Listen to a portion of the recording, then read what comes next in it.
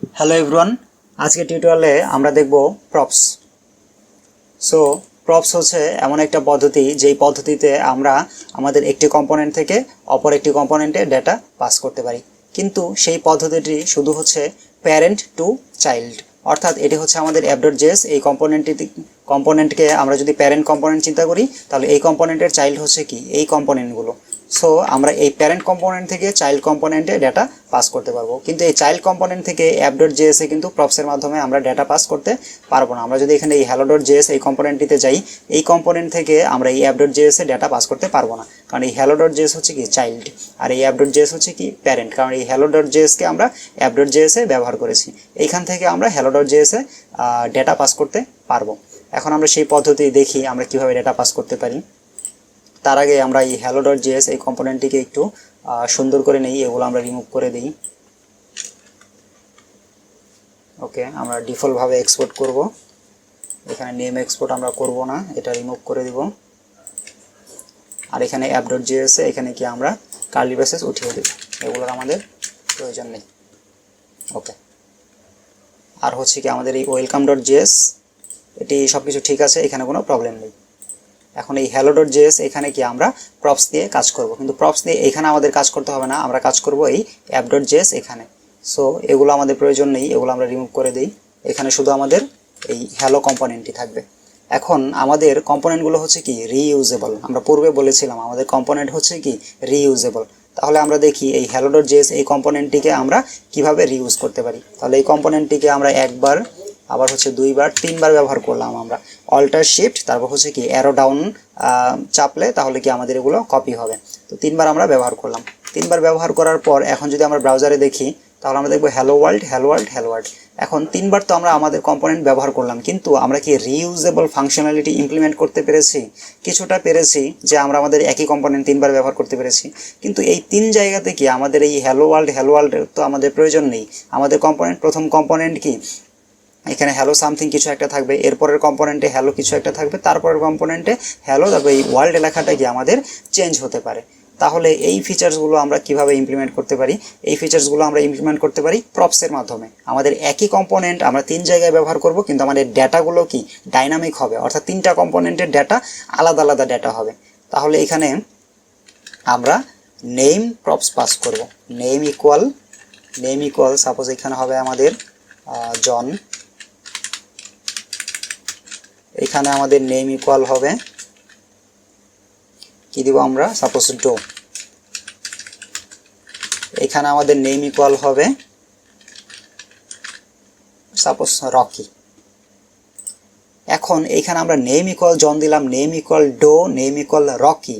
এইখানে এটার মানেই হচ্ছে কি আমরা এখানে নেম নামে একটা প্রপস পাস করলাম। কোথায় প্রপস পাস করলাম? এই app.js থেকে এই hello.js এই কম্পোনেন্টটিকে আমরা এই কম্পোনেন্টে আমরা প্রপস পাস করলাম। এখন এখান থেকে তো আমরা এখানে প্রপস পাস করলাম, তাহলে এইখানে আমরা প্রপস অ্যাক্সেস করব কিভাবে?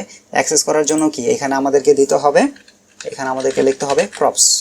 এবং আমরা যদি দেখার চেষ্টা করি এখানে কনসোলে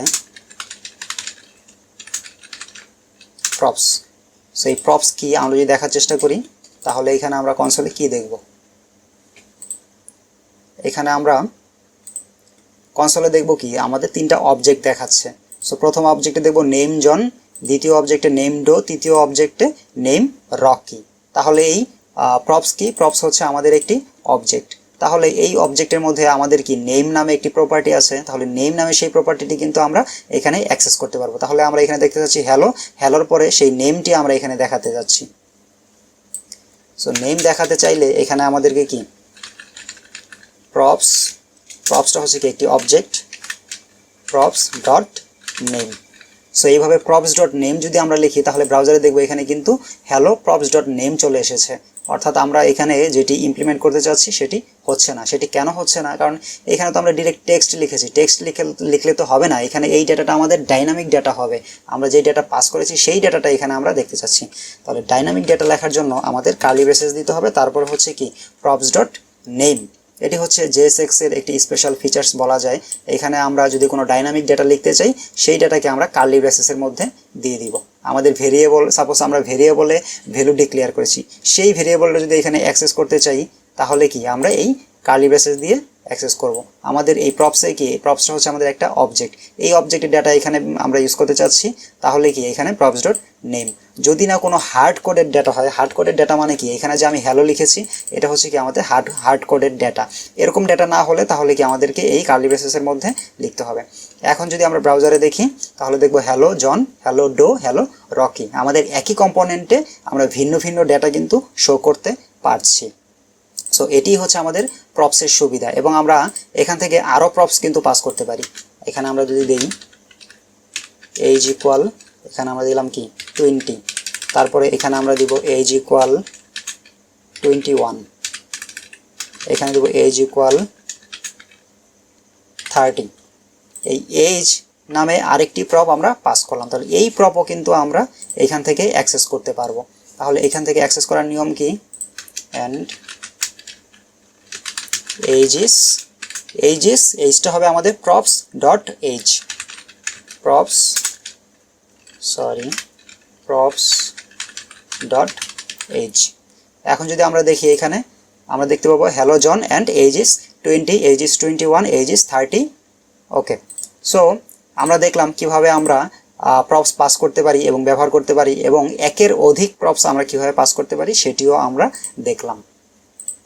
এখন আমরা যেটি দেখব সেটি হচ্ছে আমাদের এই প্রপস হচ্ছে ইমিউটেবল, অর্থাৎ এই প্রপসকে কিন্তু আমরা এখানে মিউট করতে পারি না।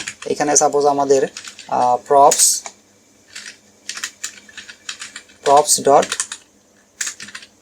নেম ইকুয়াল, এখানে যদি আমরা দিয়ে দিই কামাল, ওকে, তাহলে এখন আমরা এখানে কিন্তু অনেকগুলো ইরর দেখতে পাবো, কারণ আমাদের এই প্রপসের মধ্যে যা কিছু থাকবে সেগুলোকে আমরা মিউট করতে পারবো না, চেঞ্জ করতে পারবো না। সো চেঞ্জ করতে গেলেই আমাদের ইরর দেখা দেবে, এখান থেকে আমরা কখনোই এটি করতে পারবো না। প্রপস হচ্ছে ইমিউটেবল। ওকে, আবার এখানে আগের অবস্থায় ফিরে গেলাম, সব কিছু ঠিক আছে।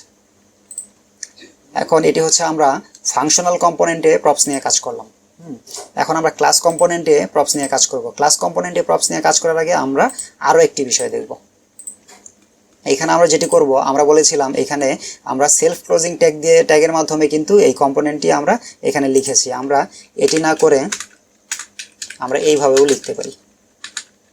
ভালো, আমাদের হচ্ছে কি স্টার্টিং ট্যাগ থাকবে এবং কি এন্ডিং ট্যাগ থাকবে। এইভাবে লিখলেও আমরা যদি দেখব কি এখানে সব কিছু ঠিক আছে, কিন্তু এইভাবে আমরা কখন লিখব, এইভাবে লিখব যদি আমরা এটির মাঝখানে এইখানে কোনো টেক্সট দিতে চাই, this is children props. So এই কম্পোনেন্টের মাঝখানে, এখানে কম্পোনেন্টের মাঝখানে আমরা যদি কোনো টেক্সট দিয়ে দিই সেটি কি আমাদের চিলড্রেন প্রপস, সেই টেক্সটটি হবে আমাদের চিলড্রেন প্রপস। সেই টেক্সটকে আমাদের অ্যাক্সেস করতে হবে। এখানে যে দিস ইজ চিলড্রেন প্রপস আমরা লিখেছি, এখানে কি আমরা দেখতে পাচ্ছি না। কেন দেখতে পাচ্ছি না? কারণ এটি হচ্ছে চিলড্রেন প্রপস। এটিকে ব্রাউজারে দেখানোর জন্য আমাদের অন্য একটি ওয়ে ফলো করতে হবে, সেটি হচ্ছে এই hello.js। এখানে আমরা দিয়ে দিব একটি h3 ট্যাগ নিলাম, এইখানে আমরা দিব props ডট চিলড্রেন। সো এইখানে আমরা এই দিস ইজ চিলড্রেন প্রপস নামে যে টেক্সট দিয়েছি, এই টেক্সট এইখানে আমরা দেখতে পাবো একমাত্র props ডট চিলড্রেন। এইভাবে যদি দেই তাহলে আমরা আমাদের ডেটা দেখতে পাবো ব্রাউজারে। কিন্তু এখন যদি আমরা দেখার চেষ্টা করি, এখন দেখবো এখানে আমাদেরকে কিছু ইরর দেখাচ্ছে। কি error? Adjacent JSX elements must be wrapped in an enclosing tag. অর্থাৎ এখানে আমাদের যে ইররটি দিচ্ছে এগুলো হচ্ছে আমাদের কম্পোনেন্টে আমাদের যে কোডগুলো থাকবে, এই কোডগুলো অবশ্যই একটা প্যারেন্ট ডিভের মধ্যে আমাদের রাখতে হবে, বা একটা প্যারেন্ট রাখতে হবে। এটা ডিভ হতে পারে, অন্য কোনো ট্যাগ হতে পারে, কিন্তু অবশ্যই এগুলোকে আমাদের একটা প্যারেন্ট ট্যাগের মধ্যে রাখতে হবে। সো আমরা যদি এই ডিভ ট্যাগ নেই, এই ডিভ ট্যাগ যদি আমাদের প্যারেন্ট ট্যাগ হয়, এরপর যদি আমরা আমাদের কোডগুলো দিয়ে দিই এখানে, তাহলে এখন দেখব কি এখানে আমাদের কোনো ইরর নেই।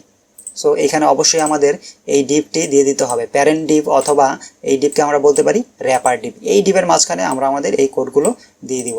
এবং আরেকটি বিষয় হচ্ছে কি, এখানে আমরা যদি প্যারেন্ট ডিভ না দেই, এখানে যদি সিম্পলি আমরা দিয়ে দিই h1 হ্যালো, তাহলে আমরা ব্রাউজারে দেখব কি এখন আমাদের হ্যালো দেখাচ্ছে। এখন কিন্তু কোনো ইরর নেই। এখন ইরর কেন নেই? কারণ এখানে আমাদের একটি ট্যাগ আছে। যদি একের অধিক ট্যাগ হয় তখন আমাদের একটি প্যারেন্ট ডিভের প্রয়োজন। তাহলে এখানে আমাদের কি একটি ট্যাগের জন্য আমাদের প্যারেন্ট ডিভের প্রয়োজন নেই। তাহলে আমরা এখানে কমেন্ট উঠিয়ে দিই, উঠিয়ে দেওয়ার পরে এখন আমরা এই প্রপস ডট চিলড্রেন বোঝার চেষ্টা করি। সো এখন আমরা দেখব কি hello John and age is 20, this is children props. So একমাত্র এই কম্পোনেন্টের সাথে কিন্তু দিস ইজ চিলড্রেন প্রপস ব্রাউজারে দেখাচ্ছে, কিন্তু পরেরগুলোর সাথে কিন্তু কোনো চিলড্রেন প্রপস নেই। কারণ কি, কারণ আমরা এই অ্যাপ ডট জেএসে এখানে এই হ্যালোর সাথেই একমাত্র চিলড্রেন প্রপস আমরা দিয়েছিলাম বা পাস করেছিলাম, কিন্তু এই পরের দুইটা কম্পোনেন্টে কিন্তু আমরা কোনো চিলড্রেন প্রপস পাস করিনি।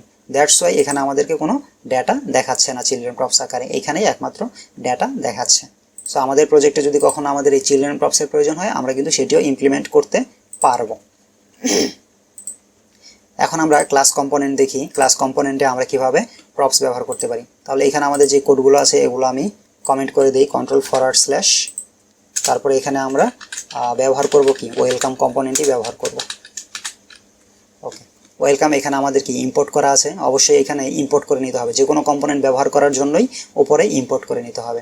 সো এই ওয়েলকাম কম্পোনেন্টে আমরা ব্রাউজারে দেখলে দেখব কি this is a class component. Okay, so এখানে আমরা কিছু প্রপস পাস করব, নেম ইকুয়াল